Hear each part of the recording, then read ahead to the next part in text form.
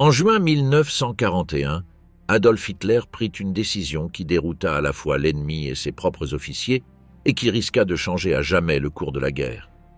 Il ordonna à ses généraux d'envahir l'Union soviétique, l'un des alliés les plus précieux de l'Allemagne depuis 1939.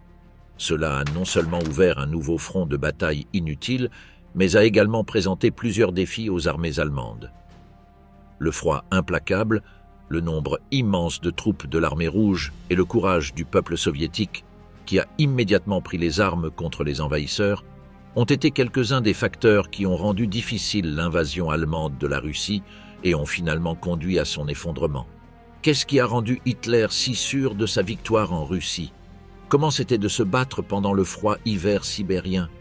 Et quel sort brutal les soldats allemands ont-ils connu au plus profond du territoire ennemi? Une chose est claire, le front de l'Est a été le théâtre de certaines des batailles les plus sanglantes et les plus cruelles de la Seconde Guerre mondiale. Opération Barbarossa, arrogance d'Hitler ou génie militaire? 2 ans après le début de la Seconde Guerre mondiale, les puissantes armées d'Adolf Hitler semblèrent imparables. L'Allemagne contrôlait désormais la Pologne, le Danemark, la Norvège, la France, la Yougoslavie et certaines parties de l'Afrique du Nord. L'Italie avait rejoint l'Axe en 1940 et l'ensemble de la population britannique était terrifiée par les bombardements incessants de la Luftwaffe. En outre, le 23 août 1939, l'Allemagne et l'Union soviétique signèrent un pacte de non-agression connu sous le nom de pacte Molotov-Ribbentrop. L'accord prévoyait une interdiction de s'attaquer pendant 10 ans. Moins de 2 ans plus tard, Hitler était prêt à rompre le pacte et à envoyer ses troupes se livrer à l'un des massacres les plus insensés et les plus brutaux de la Seconde Guerre mondiale. L'invasion aérienne réussie de la Crète a convaincu les Allemands qu'ils pouvaient continuer leur expansion vers l'Est, car leurs frontières occidentales étaient protégées par les États alliés que sont l'Espagne, le Portugal et l'Italie, et les Britanniques étaient incapables de lancer une contre-offensive réussie à ce moment-là. C'était avant l'attaque de Pearl Harbor, et les États-Unis suivaient avec intérêt les événements européens, mais sans le désir ni la nécessité d'y participer. L'opération Barbarossa fut lancée au début du 22 juin 1941, quelques semaines seulement après l'invasion de la Crète, et fut le plus grand affrontement armé que le monde ait connu. L'Allemagne avait rassemblé plus de 3 millions d'hommes, un nombre colossal qu'elle pensait suffisant pour soumettre la population soviétique et donner à Hitler le contrôle d'une grande partie de l'Europe et d'une grande partie de l'Asie. Il s'agissait d'un plan ambitieux qui, selon les documents récupérés après la guerre, était prévu par Hitler dès le début. Cependant, il avait été décidé que l'invasion de la Russie n'aurait lieu qu'après la défaite de la France et de la Grande-Bretagne. Et bien que les Allemands aient complètement vaincu la France en seulement 6 semaines, les Britanniques se battaient toujours. Les historiens ont longuement débattu au cours des dernières décennies sur les raisons pour lesquelles l'Allemagne a lancé une attaque aussi insensée à ce moment précis. Après tout, nous savons désormais qu'ils ont largement sous-estimé les défis du front de l'Est. On estime que sur les 70 à 85 millions de morts dus à la Seconde Guerre mondiale, 40 millions se sont produites sur le front de l'Est. Mais bien sûr, au printemps 1941, personne n'aurait pu prédire un tel nombre de morts.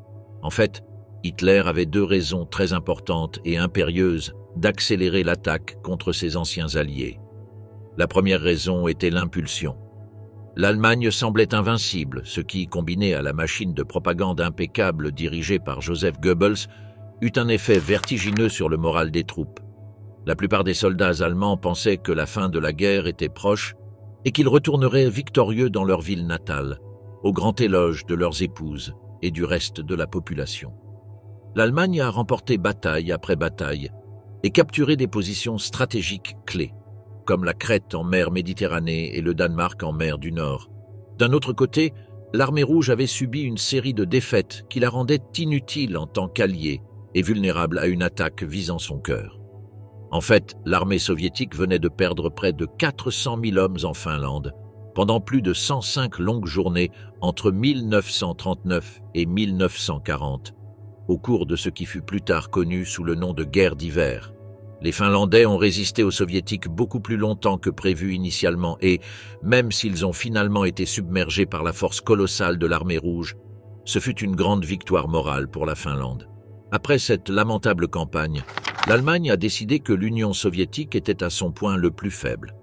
Deuxièmement, Hitler, passionné d'histoire et ayant combattu pendant la Première Guerre mondiale, était bien conscient des rudes conditions hivernales en Russie.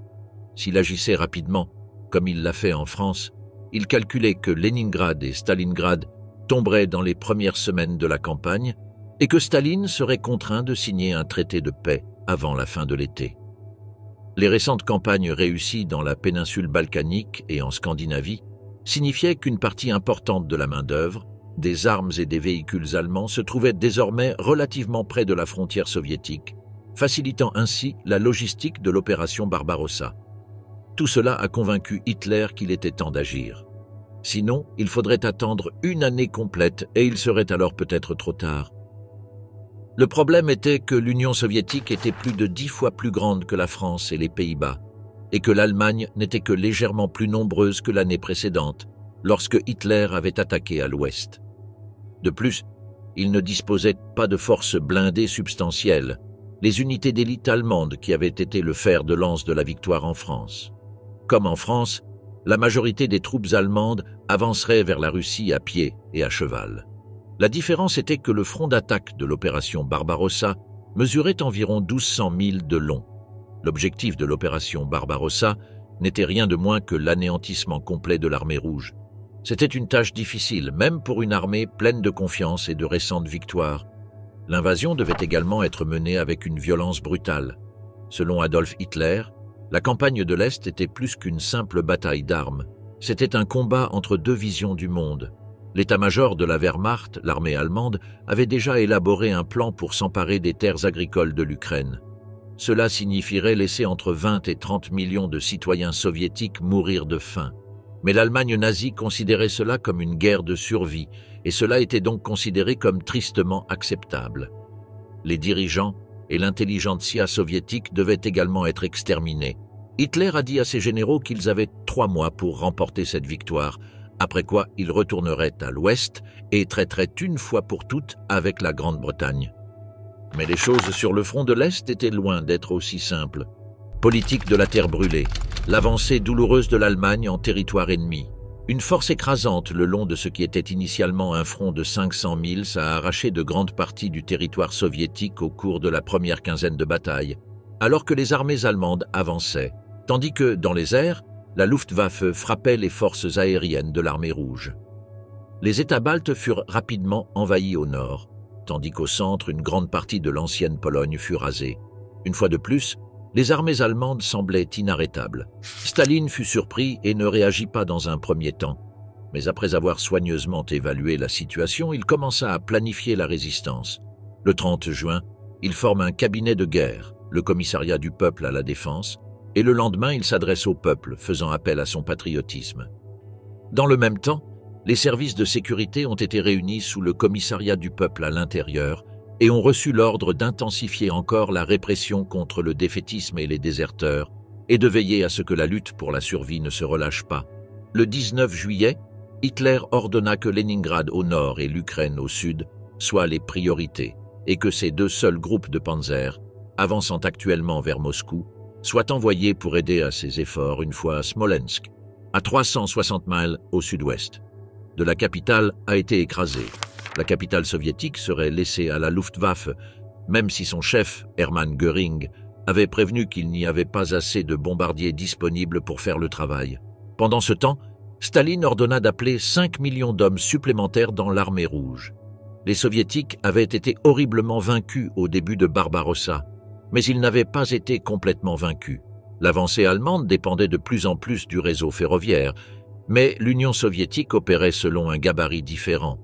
Cela signifiait que les Allemands ne pouvaient pas utiliser les voies ferrées existantes et devaient méticuleusement modifier les voies à mesure qu'ils se déplaçaient vers l'Est. En outre, Staline avait ordonné une politique de la terre brûlée alors que l'armée rouge se retirait sur le territoire soviétique. Toutes les usines, ponts, terres agricoles et infrastructures ont dû être détruits pour que les Allemands ne puissent plus les utiliser. Le 24 juin, Staline ordonna également la création d'un conseil d'évacuation. Sous son commandement, la majeure partie de l'industrie soviétique devait être déplacée vers l'Oural, à 600 milles à l'est de Moscou. Début août, cette démarche était déjà en cours et s'est finalement révélée incroyablement efficace. Au fur et à mesure que l'armée allemande avançait, elle se retrouvait sans route, infrastructure ou approvisionnement pouvant être confisqués. Pour exécuter l'ordre de la terre brûlée de Staline et du conseil d'évacuation, des bataillons de destruction ont été formés dans les zones de première ligne, avec le pouvoir d'exécuter sommairement toute personne suspecte.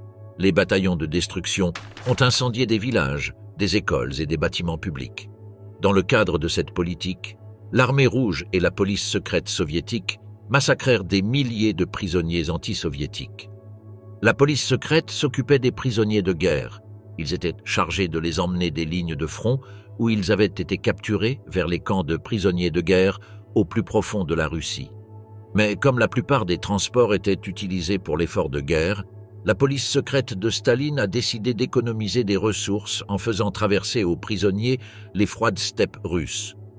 En Ukraine et dans l'ouest de la Biélorussie, 60 000 personnes ont été contraintes d'évacuer à pied. Le décompte officiel soviétique comptait plus de 9 800 prétendument exécutés dans les prisons, 1 443 exécutés lors du processus d'évacuation, 59 morts en tentant de s'échapper, 23 morts à cause des bombes allemandes et 1057 décès dus à d'autres causes. Tous ces prisonniers n'étaient pas allemands. Beaucoup étaient des prisonniers politiques capturés avant le début de la guerre. Au total, l'Union soviétique a tué près d'1 million de nazis capturés. Sur les 90 000 prisonniers lors de la bataille de Stalingrad, la plus sanglante de toute la campagne, seuls 5 000 Allemands ont eu la chance d'être renvoyés vivants dans leur pays. La clé pour comprendre ce bain de sang réside dans le fait que les autorités soviétiques n'ont pas puni et parfois même encouragé la brutalité contre les prisonniers allemands. Ils ne commettaient pas de crimes de guerre, ni ne violaient les traités internationaux, mais rendaient simplement service à la patrie en éliminant les cochons fascistes du pays. Au fur et à mesure que la guerre progressait, l'administration politique de l'armée rouge a tenté de limiter la pratique consistant à tuer des prisonniers, car ils pouvaient constituer une source précieuse de renseignements pouvant être utilisés contre l'ennemi, mais leurs efforts ont échoué. Au combat, les hommes et les commandants de l'armée rouge n'ont pas pris la peine de capturer soldats et officiers. Il existe des cas connus de captifs étranglés et poignardés à mort avec des couteaux ou des baïonnettes. Voyant qu'elle ne pouvait pas empêcher ses soldats d'assassiner les Allemands capturés, l'armée rouge a choisi d'adopter une approche administrative, demandant aux officiers de faire au moins un inventaire des armes et des effets personnels confisqués aux nazis morts.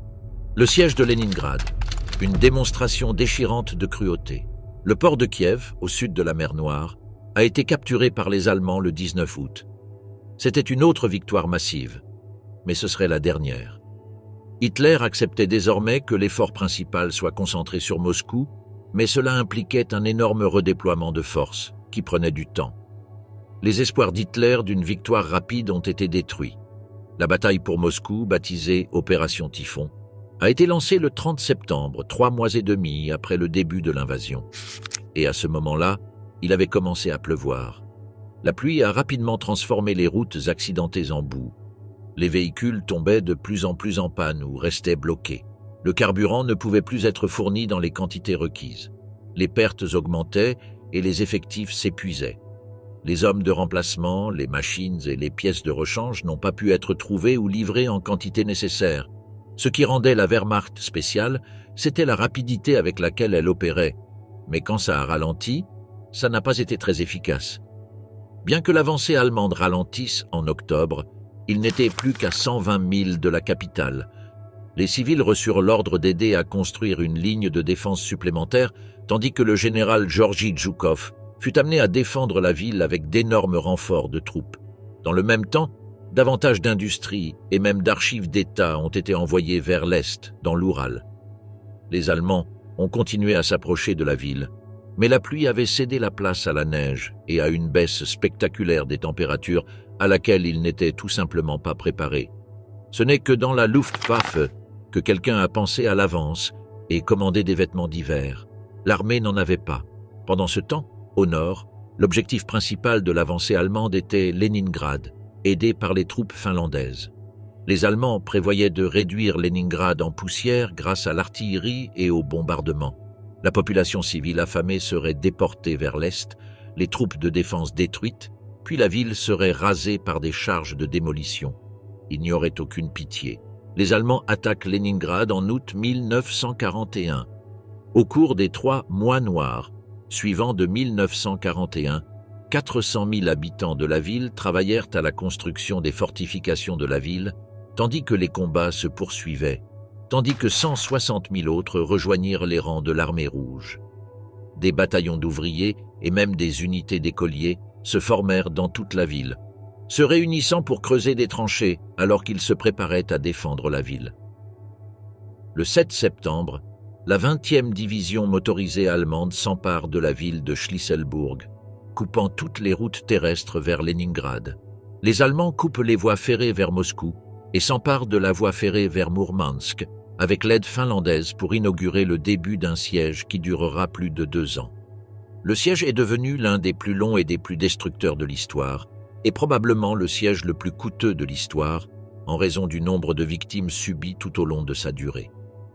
On estime que 1 500 000 personnes sont mortes à cause du siège, dans ce qui était en réalité un génocide perpétré par l'armée allemande. Lorsque Hitler fut sûr qu'il n'y avait plus de route vers et depuis la ville de Leningrad, il ordonna la destruction finale de Leningrad sans faire de prisonniers, et le 9 septembre, le groupe d'armée Nord commença l'offensive finale. En 10 jours, il s'était avancé à moins de 11 kilomètres de la ville. Cependant, la progression sur les derniers kilomètres a été très lente et les pertes se sont multipliées. Hitler, désormais impatient, ordonna que Leningrad ne soit pas attaquée, mais affamée jusqu'à ce qu'elle se soumette. Le groupe d'armée centre est resté statique et a été soumis à de nombreuses contre-attaques soviétiques, notamment l'offensive Yelnya, au cours de laquelle les Allemands ont subi leur première défaite tactique majeure depuis le début de leur invasion. Cette victoire de l'armée rouge a également stimulé considérablement le moral des Soviétiques. Ces attaques ont amené Hitler à recentrer son attention sur le groupe d'armée centre et son avance vers Moscou. Les Allemands ont ordonné aux 3e et 4e armées blindées d'abandonner le siège de Leningrad et de soutenir le groupe d'armée centre dans son attaque sur Moscou. Les troupes soviétiques, dont beaucoup avaient des amis et de la famille à Leningrad, n'étaient pas prêtes à laisser les Allemands faire ce qu'ils voulaient. Il existe d'innombrables histoires de bravoure dans la lutte contre les nazis en cette période de guerre. L'un de ces héros de l'Union soviétique était Emir Lumanov, lieutenant supérieur de Crimée dans l'armée rouge. Parce qu'il parlait allemand, il fut envoyé en mission le 20 juillet 1941, où il se déguisa dans un uniforme militaire nazi, se faisant passer pour un officier nazi inspectant une unité. Tous les membres de l'unité ont mis leurs armes de côté pour présenter leurs papiers d'identité à Lumanov, pour que celui-ci prenne ensuite toute la compagnie comme prisonnier de guerre.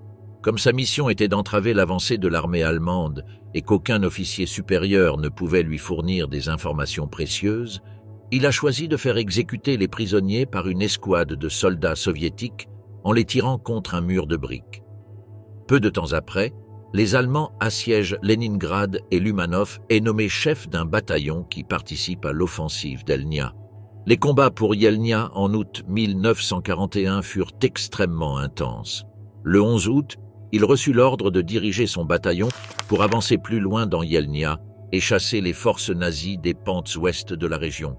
En une seule journée de bataille, son bataillon tua 200 nazis. Après avoir reçu l'ordre d'avancer plus à l'est, ils capturèrent 2 chars nazis et 4 canons anti-chars.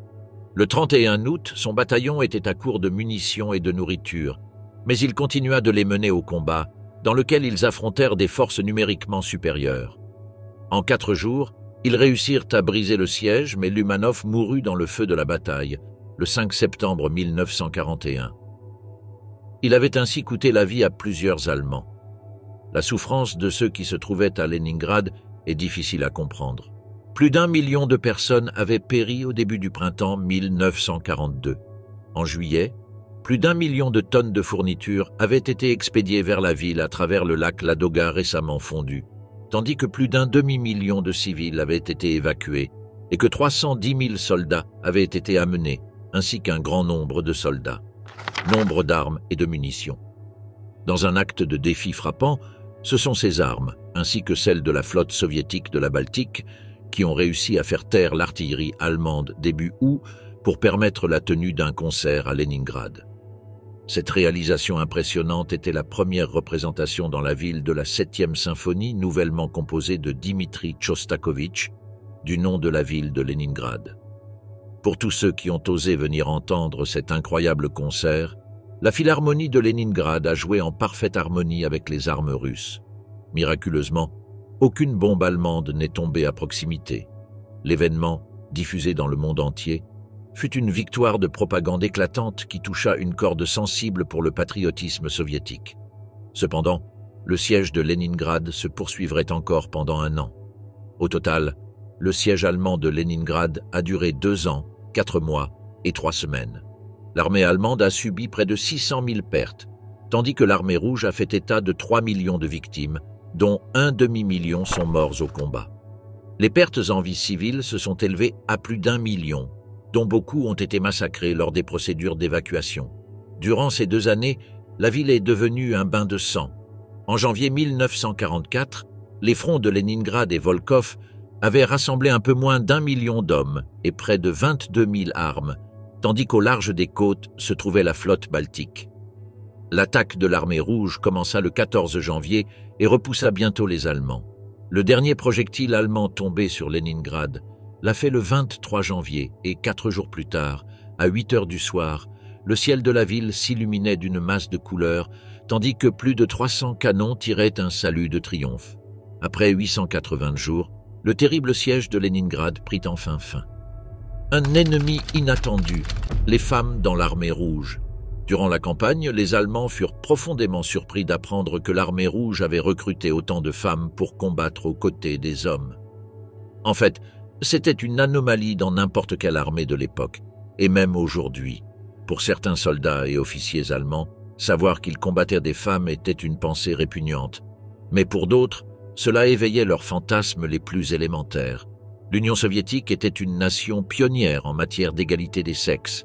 Le meilleur exemple en est peut-être la création d'un régiment de bombardement de nuit entièrement féminin, connu sous le nom de 588e régiment entre 1942 et 1943 et du 46e régiment d'aviation de bombardement de nuit jusqu'à la fin de la Seconde Guerre mondiale. Les Allemands avaient un surnom pour ce terrifiant groupe de femmes pilotes, les sorcières de la nuit. Le régiment a vu le jour lorsque la major Marina Raskova a utilisé sa position et ses contacts personnels avec le dirigeant soviétique Joseph Staline pour obtenir l'autorisation de former des unités de combat féminines. Les combats ont facilité et ouvert la voie à une acceptation réticente des femmes dans l'armée, fondée davantage sur des raisons pratiques et de nécessité que sur l'égalité. Le 8 octobre 1941, un ordre fut émis pour déployer 3 unités aériennes féminines, dont le 588e régiment. Le régiment, formé par Raskova et dirigé par le major Yevdokia Berchanskaya, était composé principalement de femmes volontaires âgées de 18 à 20 ans. Les femmes du 588e régiment se font rapidement connaître pour leurs exploits audacieux. Une technique d'attaque des bombardiers de nuit consistait à ralentir le moteur près de la cible et à glisser vers le point de lancement de la bombe, seul le bruit du vent révélant leur présence. Les soldats allemands pensaient que les avions au ralenti qui approchaient faisaient le bruit de balais, et c'est pourquoi ils appelaient les femmes pilotes « sorcières de la nuit ». En raison du poids des bombes et de la faible altitude de vol, les femmes pilotes ne portaient de parachute qu'en 1944. Les premières missions étaient donc incroyablement risquées. Collectivement, les sorcières de la nuit ont effectué plus de 23 000 sorties et largué plus de 3 000 tonnes de bombes sur les forces ennemies. On estime que plus de 800 000 femmes soviétiques ont servi dans l'armée rouge pendant la Seconde Guerre mondiale. Les femmes soldats directement impliquées dans les combats ont acquis une renommée internationale particulière. Non seulement les sorcières de la nuit étaient admirées par la population, mais les femmes tireuses d'élite telles que Lyudmila Pavlichenko et Rosa Achanina comptent parmi les exemples les plus extraordinaires de participation féminine à la guerre. Entre 1941 et 1945, un total de 2484 tireuses d'élite soviétiques ont été déployées dans la guerre et leur bilan cumulé de morts est estimé à au moins 11 280. Au début, lorsque l'Allemagne a attaqué l'Union soviétique le 22 juin 1941, des milliers de femmes se sont présentées au bureau de l'Armée rouge pour se porter volontaires, mais la plupart d'entre elles ont été rejetées car elles n'avaient aucune expérience sur le champ de bataille et étaient considérées comme inaptes au combat. Cependant, après les lourdes pertes subies lors de l'opération Barbarossa, les attitudes ont dû changer, garantissant un plus grand rôle aux femmes désireuses de se battre. Le haut commandement de l'Armée rouge autorise le recrutement de femmes et celles-ci rejoignent en grand nombre les unités médicales et auxiliaires, mais aussi les bataillons de combat. Cependant, plus de la moitié de ces femmes travaillaient dans le service médical des forces armées soviétiques. Ils représentaient 41% des médecins de première ligne et 100% du personnel infirmier. Ceux qui se trouvaient près du front ont exercé leurs fonctions dans des conditions particulièrement difficiles et en danger de mort constant. Le personnel médical militaire était juste derrière l'infanterie en termes de nombre de victimes au combat. Pour cette raison, des milliers de femmes ont reçu le statut d'héroïne de l'Union soviétique, étant louées et aimées dans leur communauté une fois la guerre terminée. Mais pour d'autres, c'était une toute autre histoire. Environ 6 millions de femmes soviétiques sont mortes au cours de la guerre, dont environ 2,5 millions ont été impliquées dans la guerre partisane contre l'occupant nazi. La plupart du temps, les nazis ne voyaient pas les visages de leurs bourreaux. Les femmes de l'Armée rouge excellaient dans la précision des tireurs d'élite. Cela signifiait non seulement avoir une excellente visée, mais aussi rester indétectables pendant de longues périodes. Plus de 2000 femmes ont été formées comme tireuses d'élite et déployées sur certains des champs de bataille les plus dangereux, loin de leur compagnie, et doivent rester immobiles pendant des heures pour éviter d'être détectées et attendre le tir parfait. L'ancienne institutrice de maternelle Tania Baramzina a enregistré 16 victimes sur le front biélorusse avant de se parachuter derrière les lignes ennemies, où elle en avait tué 20 autres plus tôt. Lorsqu'elle s'est retrouvée coincée dans un abri alors qu'elle s'occupait de quelques camarades blessés, elle a défendu la position aussi longtemps qu'elle l'a pu, malgré un grand désavantage numérique. Lorsque les 3 premiers soldats allemands coururent vers l'abri, elle ouvrit le feu avec une mitrailleuse, les tuant. À mesure que d'autres attaquants approchaient, elle a ouvert le feu supplémentaire, déterminée à se battre jusqu'à son dernier souffle ou jusqu'à ce qu'elle soit à court de munitions. C'est exactement ce qui s'est passé, et le courageux soldat s'est finalement retrouvé sans plus d'armes à utiliser. Après avoir manqué de grenades à lancer sur ses agresseurs, elle s'est retrouvée impuissante lorsque 2 soldats allemands sont entrés dans l'abri par derrière et ont lancé leurs grenades, la blessant avant d'entrer. Les Allemands l'ont traînée par les cheveux avant de la torturer brutalement. Avec une cruauté sans fin, les soldats ont poignardé Baramzina et l'ont mutilée à coups de baïonnette, tandis qu'elle jurait haut et fort qu'ils paieraient pour leurs crimes.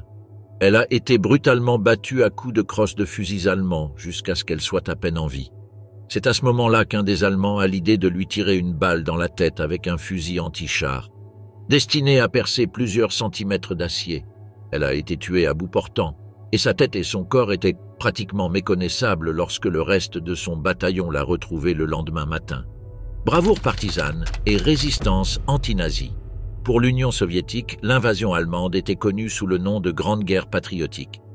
Faire appel au concept russe traditionnel du patriotisme avait été un stratagème efficace de Staline, mais les hommes et les femmes de l'Armée rouge ont également été contraints de continuer à se battre avec une brutalité extraordinaire. Derrière l'avancée des armées se trouvaient des troupes spéciales balayant les zones nouvellement reconquises et arrêtant toute personne soupçonnée de collaborer de quelque manière que ce soit avec les Allemands. Ces troupes s'occupaient également des déserteurs ou de ceux qui commettaient d'autres infractions. Un nouveau lieutenant fut exécuté à Stalingrad parce que plusieurs de ces hommes avaient déserté avant qu'il n'arrive à son poste. Mais si les soldats ont parfois eu besoin de beaucoup d'encouragement pour avancer, la population civile a fait preuve d'un degré étonnant d'organisation et de courage. Dès que les nazis ont envahi l'Union soviétique, les habitants de la plupart des villes et villages se sont organisés pour combattre les envahisseurs. Lorsque le haut commandement soviétique eut connaissance de ce mouvement de patriotes auto-organisés, il prit des dispositions pour les soutenir et les aider à participer à des opérations de type guérilla. Le 29 juin 1941, Le gouvernement a donné ses premières instructions aux organes locaux de l'État et du parti pour établir des unités partisanes dans chaque district occupé par l'ennemi, afin de créer, comme le prétendait Staline, des conditions insupportables pour l'ennemi. Un grand nombre de civils et d'anciens soldats soviétiques qui avaient fui les avancées allemandes ou échappé d'une manière ou d'une autre à leurs griffes étaient devenus, au printemps 1943, des bandes de hors-la-loi ou de partisans particulièrement vicieuses et de plus en plus efficaces, parfois organisées depuis l'intérieur de l'Union soviétique par les soviétiques. Services de renseignement, mais pas toujours. Ces partisans faisaient exploser les voies ferrées et les routes, attaquaient les convois et tendaient des embuscades à toutes les troupes possibles, tout en transmettant des informations vitales.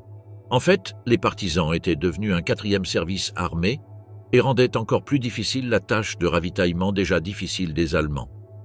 Certains d'entre eux rejoignirent les bataillons de destruction chargés de mettre en œuvre la politique de la terre brûlée de Staline. Bien que désorganisé et inefficace au début, au printemps 1942, le mouvement partisan en Union soviétique acquit une force incroyable. Selon les historiens, 4 facteurs principaux expliquent la croissance du mouvement partisan au cours de cette période. Le premier fut l'influence de la contre-offensive réussie de l'armée rouge aux portes de Moscou. Cela a donné l'espoir aux citoyens pro-soviétiques et anti-allemands que l'ennemi, qui semblait auparavant invincible, pourrait être vaincu. Pour cette raison, se battre ne signifierait pas sacrifier leur vie pour une cause perdue.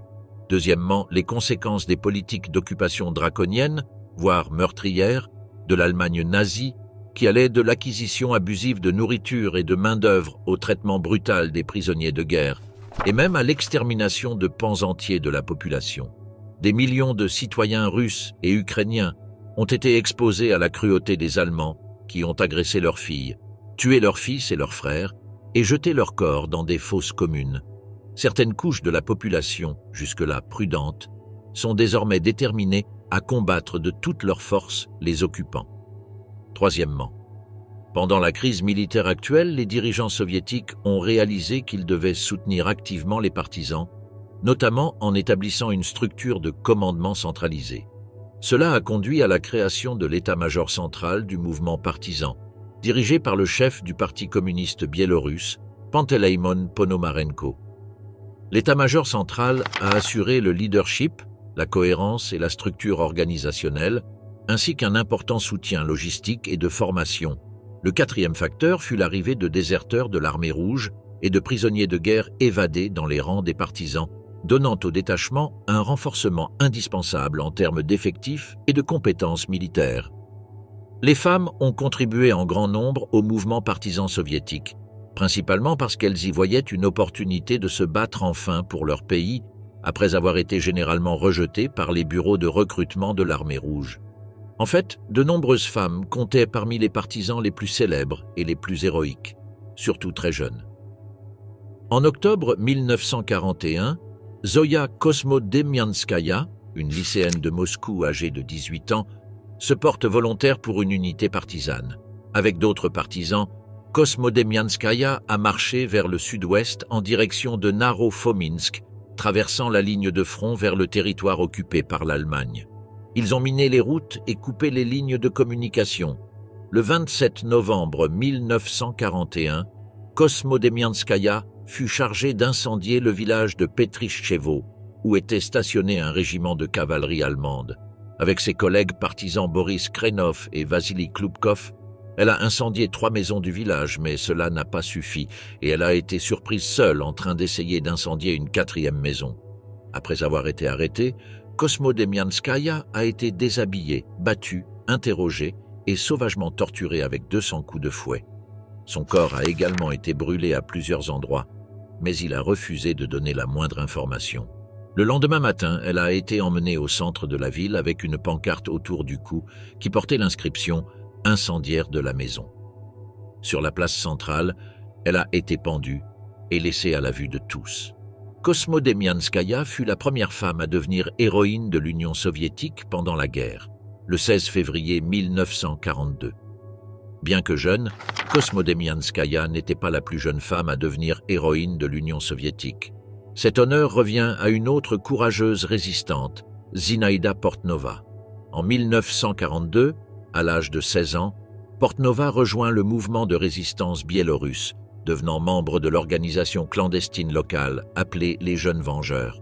Il a commencé à distribuer des tracts de propagande soviétique dans la Biélorussie occupée par l'Allemagne, à collecter et à cacher des armes pour les soldats soviétiques et à rendre compte des mouvements des troupes allemandes. Après avoir appris à utiliser des armes et des explosifs auprès des membres plus âgés du groupe, Portnova a participé à des actions de sabotage dans une pompe à essence, une centrale électrique locale et une briqueterie. On a estimé plus tard que ces actes auraient pu tuer plus d'une centaine de soldats allemands. En 1943, Portnova était employé comme aide-cuisinier à Obol. En août, il empoisonne des aliments destinés à la garnison nazie qui y est stationnée. Immédiatement méfiante, elle a déclaré qu'elle était innocente et a mangé une partie de la nourriture devant les nazis pour prouver qu'elle n'était pas empoisonnée. Après n'être pas immédiatement tombée malade, elle a été libérée. Portnova est ensuite tombée malade, vomissant intensément, mais s'est finalement remise du poison après avoir bu une grande quantité de babeur. Après avoir échoué à retourner au travail, les Allemands ont réalisé qu'elle était la coupable et ont commencé à la rechercher. Ce n'est qu'en janvier 1944 qu'elle fut finalement capturée. Elle a été interrogée par un officier de la Gestapo dans la ville de Goriani. L'officier, convaincu qu'elle n'était qu'une jeune fille inoffensive, a baissé sa garde. Portnova a pris l'arme de l'enquêteur sur la table, puis lui a tiré dessus et l'a tuée. Lorsque 2 soldats allemands sont entrés après avoir entendu les coups de feu, il leur a tiré dessus également. Elle a ensuite tenté de s'échapper de l'enceinte et a couru dans les bois, où elle a été capturée près de la rive d'une rivière. Après avoir été repris, Portnova a été torturée. Elle a ensuite été emmenée dans la forêt et exécutée. Il n'avait pas 18 ans à l'époque. En 1958, Portnova a été reconnue à titre posthume comme héroïne de l'Union soviétique. Il y a un monument en son honneur dans la ville de Minsk, et certains détachements du mouvement des jeunes pionniers portent son nom. Cruauté indescriptible des Allemands sur le front de l'Est. Pour Hitler et les dirigeants nazis, la guerre en Union soviétique n'a jamais consisté uniquement à obtenir de la nourriture, du pétrole et de l'espace vital. Il y avait aussi un élément idéologique, une bataille pour la survie dans laquelle les soi-disant aryens allemands combattèrent les Slaves inférieurs. Pour les nazis, c'était une guerre raciale. Aujourd'hui, on estime que cela était regrettable, car cela renforçait l'unité des peuples soviétiques qui n'étaient pas tous favorables à la direction de Staline ou aux autres communautés soviétiques. Par exemple, dans les années 1930, l'Ukraine a connu une famine qui a fait des millions de personnes. De nombreux Ukrainiens ont tenu Staline directement responsable et ont même accueilli favorablement les envahisseurs nazis. Mais même si certains ont été absorbés par la Wehrmacht, beaucoup d'autres ont été confrontés à des atrocités. Des villages ont été incendiés, des gens ont été exécutés et d'autres ont été faits prisonniers. Les prisonniers de guerre soviétiques ont également été horriblement traités par rapport aux prisonniers de guerre alliés occidentaux. Ceux qui ne mouraient pas de faim ou de maladie étaient contraints au travail forcé. Ainsi commença un cycle à peine compréhensible de violence et de cruauté. Cela contribue également à expliquer pourquoi Hitler a décidé d'envahir l'Union soviétique en premier lieu. Le pacte Molotov-Ribbentrop a peut-être été stratégiquement rentable, mais il n'a rien changé au fait que les nazis méprisaient les Russes et les considéraient avec un dédain incroyable. En outre, les responsables allemands ont encouragé la violence et la brutalité contre l'opposant.